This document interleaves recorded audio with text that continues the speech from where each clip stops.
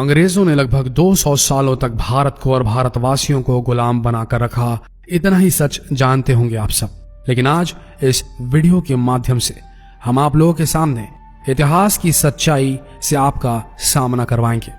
अगर आप सब इतिहास में झांकेंगे तो आपको पता चलेगा कि सिर्फ अंग्रेजों ने नहीं बल्कि भारत को गुलाम बनाया था कुछ और यूरोपियन कंट्रीज ने भी, और उनका भी हाथ था इसमें। जिसमें सबसे पहले नंबर पर आता है पुर्तगाल, दूसरे नंबर पर आता है फ्रांस, तीसरे नंबर पर आता है डच और चौथे नंबर पर आता है हॉलैंड, और फिर अंत में पांचवें नंबर पर आते हैं ब्रिटिशर्स यानी कि अंग्रेज।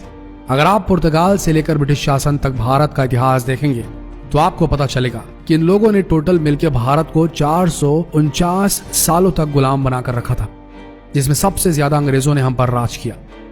इनका राज भारत पे करीब 200 साल तक का था। ये सब बातें जानकर कभी न कभी कहीं न कहीं आपके मन में तो ये सवाल जरूर आया होगा कि ऐसा क्या कारण था कि हमारे देश को गुलामी करनी पड़ रही थी, और ये किसकी वजह से हुआ, कब हुआ, कैसे हुआ, और कौन वो पहला लुटेरा था जिसकी बुरी नजर भारत पे पड़ी। तो दोस्तों, आपके इन सभी सवालों का जवाब हमने इस वीडियो में काफी डिटेल से दिया है। तो आप सबसे रिक्वेस्ट है कि इस वीडियो को अंत तक जरूर देखें और पसंद आए तो इसे शेयर करना ना भूलिए।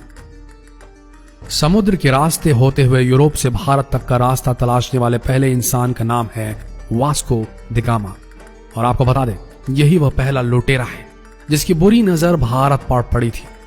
इसकी वजह से भारत को यूरोपियन देशों की गुलामी करनी पड़ी थी।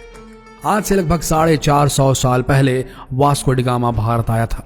यह आया तो था व्यापार के मकसद से, लेकिन उसके मन में कुछ और ही चल रहा था। इतिहासकारों की साजिश की वजह से आज भी हम लोगों को यही पढ़ाया जाता है कि सन 1498 में मई के महीने में 20 तारीख को वास्को ड गामा ने भारत की खोज की थी, जो कि गलत है। भारत देश तो इसके आने से हजारों साल पहले ही था। अब एक बड़ा सवाल, वास्को ड गामा कौन था? 15वीं शताब्दी का जो यूरोप था उसमें दो बहुत ताकतवर देश हुआ करते थे। पहला था पुर्तगाल और दूसरा था स्पेन। वास्को ड गामा जो था वो पुर्तगाल का माफिया किंग था, और वास्को ड गामा के जैसा ही दूसरा लुटेरा और डॉन भी था जिसका नाम था कोलंबस, और वो स्पेन का था। अब इन दोनों की मिली जुली साजिश के तहत एक ही वक्त पे कोलंबस गया था अमेरिका को लूटने, और भारत को लूटने के लिए वास्को ड गामा भारत आया था। वास्को ड गामा भारत में पहली बार कालीकट में आया था। कालीकट ये जगह अभी के केरला राज्य में पड़ती। तो पहले उसने एक साजिश के तहत कालीकट के उस वक्त के राजा से दोस्ती की। जैसे जैसे वक्त गुजरता चला गया इन दोनों की दोस्ती और गहरी होती चली गई। कालीकट के राजा जमोरिन ने वास्को ड गामा को अपने राज दरबार में एक अहम मंत्री का दर्जा तक दे दिया, लेकिन वक्त खुद कुछ और ही मंजूर था। एक दिन वास्को ड गामा ने साजिश करके जमोरिन को मारकर उसकी गद्दी छीन ली और खुद कालीकट का राजा बन गया। राजा बनने के बाद उसने राजकोष को लूटना शुरू किया। अब आपको बता दें कि राजकोष उसे कहते हैं जहां पर राज्य भर का खजाना रखा जाता था। आप सभी लोग चौंक जाएंगे कि ये जानकर कि जब वास्को ड गामा पहली बार भारत को लूटकर पुर्तगाल वापस जा रहा था तो उसके पास करीब 7 समुद्री जहाज भर के सोने की अशर्फियां थी। सोने की अशर्फियां यानी कि सोने के बड़े बड़े सिक्के। अगर आप अभी हैरान हुए तो और भी हैरान हो जाएंगे जब ये जानेंगे कि ये दूसरी बार भी भारत आता है, और जब दूसरी बार यहां से लूट कर जाने लगता है तो उसके पास करीब 11 से 12 जहाज भर करके सोने की अशर्फियां थी। और जब ये लुटेरा तीसरी बार भारत आता है तो उसके पास करीब 22 जहाज भरकर सोने की अशर्फियां भारत से पुर्तगाल ले जाने लायक हो गए थे।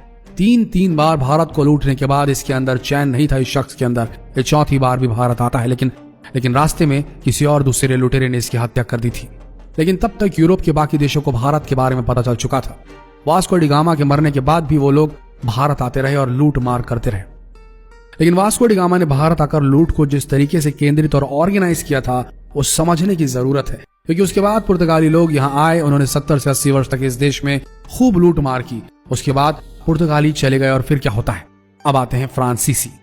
फ्रांसीसियों ने भी देश में करीब 70 से 80 साल तक लूट मार की, और उसके बाद आते हैं ड्यूश, और ड्यूश लूट के चले गए। उसके बाद आते हैं हॉलैंड वाले।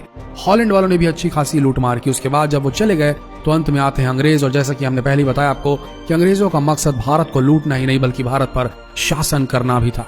24 अगस्त 1608 को व्यापार के उद्देश्य से भारत के सूरत बंदरगाह पर अंग्रेजों का पहला आगमन हुआ था, और फिर इन्हें टैक्स ना देना पड़े इसकी वजह से उन्होंने एक एक करके शहरों पर कब्जा करना शुरू कर दिया। अंग्रेजों के करीब 139 साल लग गए पूरे देश में कब्जा करने के लिए। साल 1757 ये वो साल था जब भारत पूरी तरीके से अंग्रेजों का गुलाम बन चुका था। पहले 110 साल ईस्ट इंडिया कंपनी ने भारत पर राज किया, और फिर जब 1857 में पहला स्वतंत्रता संग्राम हुआ, उसके बाद ब्रिटिश सरकार ने भारत की कमान ईस्ट इंडिया कंपनी से अपने हाथों में ले ली। ध्यान दीजिए, 110 साल तक ईस्ट इंडिया कंपनी ने हम पर राज किया और फिर 90 साल तक ब्रिटिश सरकार ने हम पर राज किया। इन दोनों को मिला दिया जाए तो ये होते हैं 200 साल। काफी लंबे संघर्ष के बाद और बहुत सारी कुर्बानियां देने के बाद हमारा देश आजाद हुआ था। दोस्तों, ये वो सच्चाई है जिसे आज तक आपके सामने बहुत ही कम लोगों ने रखा होगा। आशा करते हैं इस वीडियो से आप सबको कुछ नया जानने को मिला होगा। जितना हो सके इस जानकारी को देश भर में फैलाएं। मिलते हैं अगले दिलचस्प वीडियो में, तब तक के लिए बने रहिए हमारे इस पेज के साथ। धन्यवाद।